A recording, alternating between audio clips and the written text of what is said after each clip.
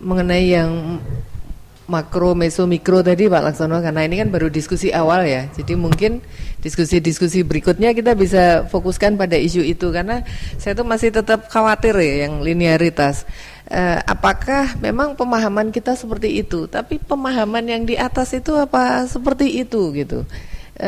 Jangan-jangan tidak gitu, karena banyak pengalaman-pengalaman yang sepertinya kok masih ada risiko beda persepsi ya, sehingga saya yakin ini juga akan menjadi kekhawatiran teman-teman yang akan menempuh tadi Profesor diusulkan di dua bidang. Nah kemudian mengenai first second appointment itu saya kira perlu ada perumusan sampai dengan ini memang diadopt apa hak-haknya dan apa kewajiban untuk yang first appointment dan second appointment. Memang kita inginnya kan ketika ada keterlibatan dosen dari luar fakultas lain itu inginnya sebenarnya sederhana, continue, ada kontinuitas. Mengajar memang sudah terjadi Bu, mengajar kita juga sudah cukup banyak melibatkan, tapi kadang-kadang juga yang terjadi ganti-ganti gitu timnya. Nah kalau sudah ganti-ganti begini untuk pengembangan kurikulum kan agak sulit. Nah sehingga mungkin kontinuitas itu bisa kita jaga antara lain dengan rumusan tadi hak kewajiban first dan second appointment itu seperti apa. Kemudian mohon maaf ini mungkin tidak terkait dengan topik hari ini, tapi saya kira untuk pengembangan kurikulum pasca ada satu hal yang saya rasa kita belum membahas, yaitu mengenai full time dan part time student. Ini mungkin juga isu penting karena semua yang beban ini cuci gudang di di masa lalu itu mungkin juga karena struktur kita tidak tegas gitu.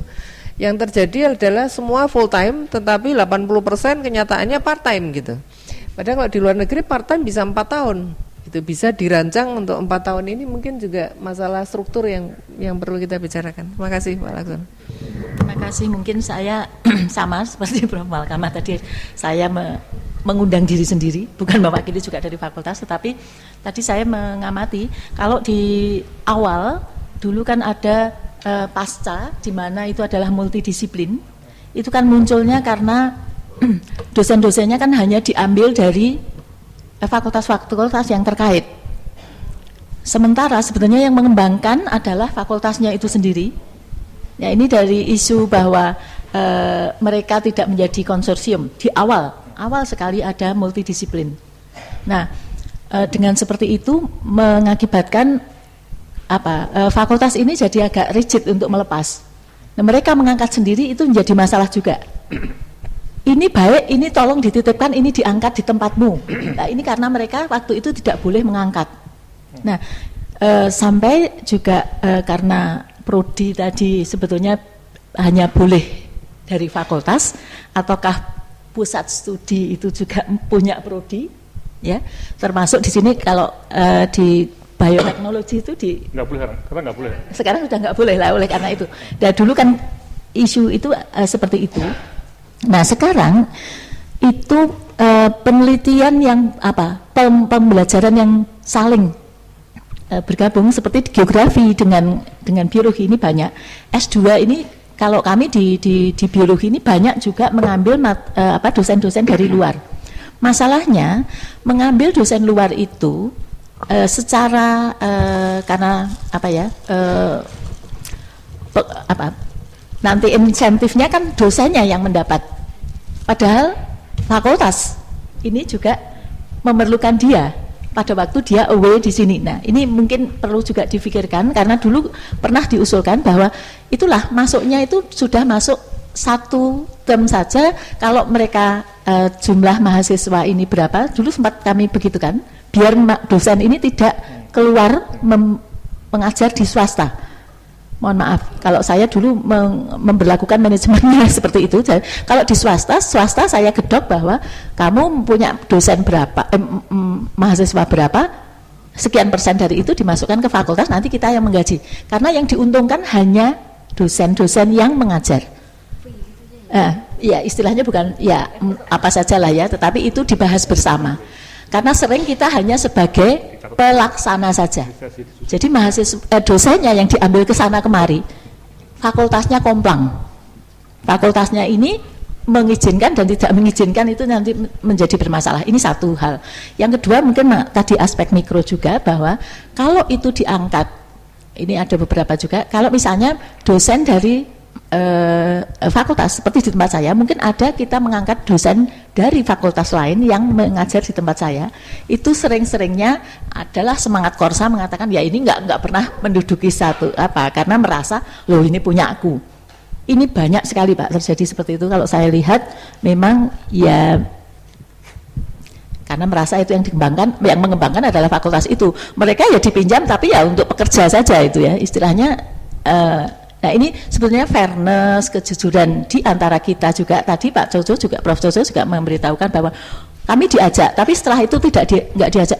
Kami juga banyak sekali mengalami seperti itu, sehingga kadang-kadang menjadi rigid untuk diajak, ini jadi nggak mau. Karena apa? Sebenarnya kalau kita secara jujur mengakui atau oh itu dulu yang mengembangkan ada si A, si B, ya itu saja diundang. Nah ini sebetulnya mungkin lebih pada mentalitas kita. Maka saya pernah mengusulkan bahwa sudahlah UGM itu ada semacam training ya, etika itu sudah dimulai dari etika di berbagai. Saya punya mata kuliah juga etika lingkungan, itu kami mencoba juga ya dalam hal-hal dari filsafat etika lingkungan. Enggak, etika lingkungan deh. Yang mengajar dari enggak, kami dari Fakultas Biologi. Itu kemudian kalau penelitian saya setuju Prof Malkamah tadi, penelitian ini kami sudah pernah Bu. Jadi saya punya bimbingan S3, tetapi yang pokok memang di sini karena dia orang biologi, tetapi karena kajiannya sangat spesifik Bu. Jadi memang bagaimana dia melihat kajian tentang sasi ini adalah untuk tidak boleh mengharvest resources satu periode waktu, tapi ingin saya tinjau dari segi ekologinya. Jadi saya tetap membimbing utamanya, tetapi yang satunya adalah Prof Nyoto dari ISIPOL untuk sosiologinya. Sasi itu bagaimana? Satunya adalah kualitasnya dari MIPA, Prof Bambang. Itu terjadi Pak, dan di tempat kami tidak masalah, tetapi memang nanti adalah karena ini tadi kan kita meminjam ya istilahnya, dan meminjam bentuk-bentuk meminjam. Di kami di tingkat S2-nya nggak masalah, tetapi itu nanti kalau saya masukkan itu dianggap wah ISD itu nggak ada ini keilmuannya apa, tidak diambil itu sebagai satu karya.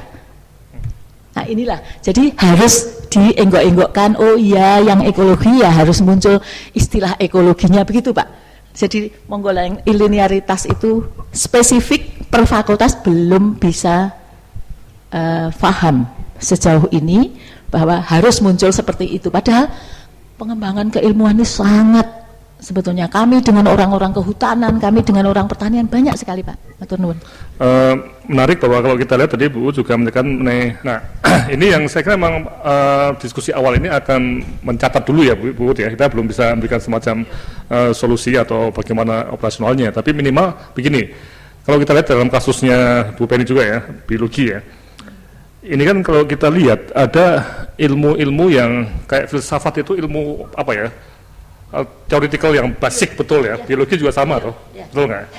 Karena kedokteran itu lebih applied, betul nggak? Sepakat nggak dan seperti ini? Ya.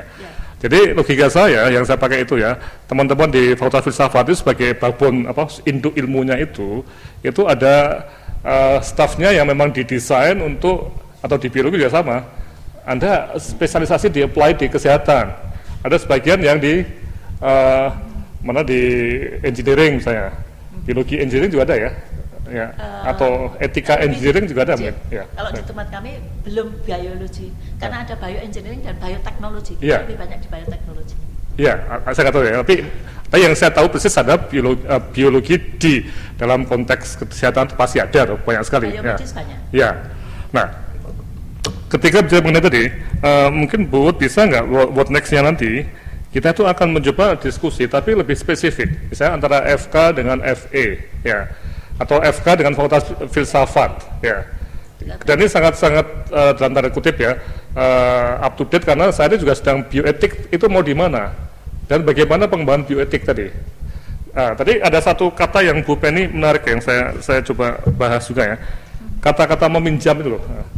menurut saya ini bukan lagi pinjam meminjam, tapi memang antara FK dan FE itu sudah bersama-sama mengembangkan. Jadi jadi ada perubahan cara pandang betul ya, jadi dalam konteks bersama ini ya. Jadi sejak awal pun itu tidak lagi pinjam meminjam, ya, tapi sudah pengembangan bersama. Termasuk riset bersama, dan ini yang saya katakan, riset mengenai arsitektur rumah sakit yang tepat guna, yang murah antara fakultas teknik dan kedokteran itu harus, bukan proyek loh. Tadi yang Bu Kamah katakan ya, itu juga sering proyek Bu.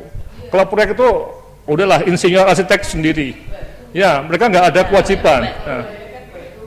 Iya, makanya saya pikir-pikir loh, ini ngapain dosen ini cuma ambil nama, mengenalkan diri sebagai kadang-kadang proyeknya juga berasal dari mahasiswa kita. Paham ya?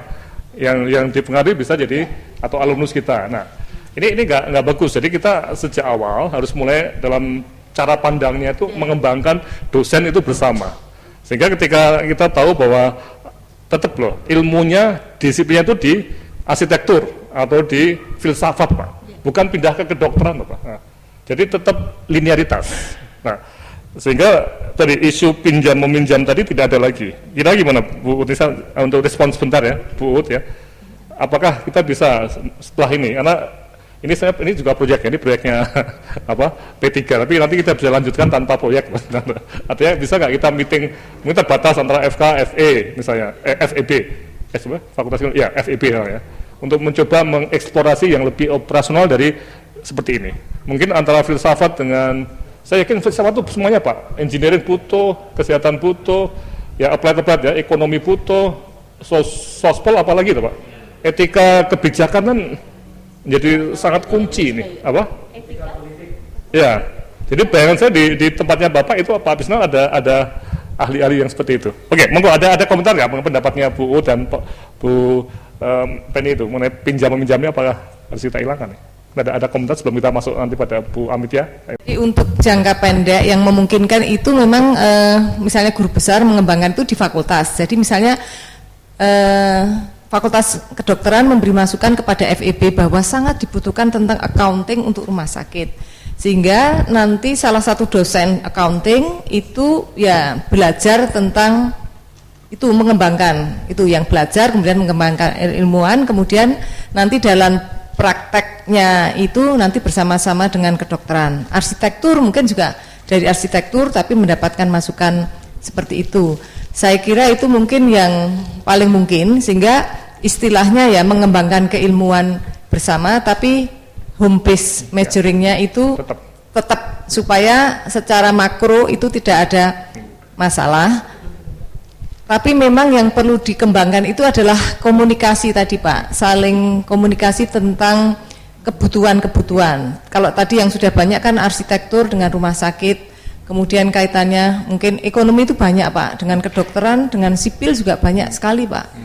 Tentang bagaimana infrastruktur, ekonomi dan sebagainya itu banyak sekali, dan memang belum banyak yang mengembangkan. Sehingga kita kesulitan untuk mendapatkan dosen tentang ekonomi transportasi, ekonomi teknik.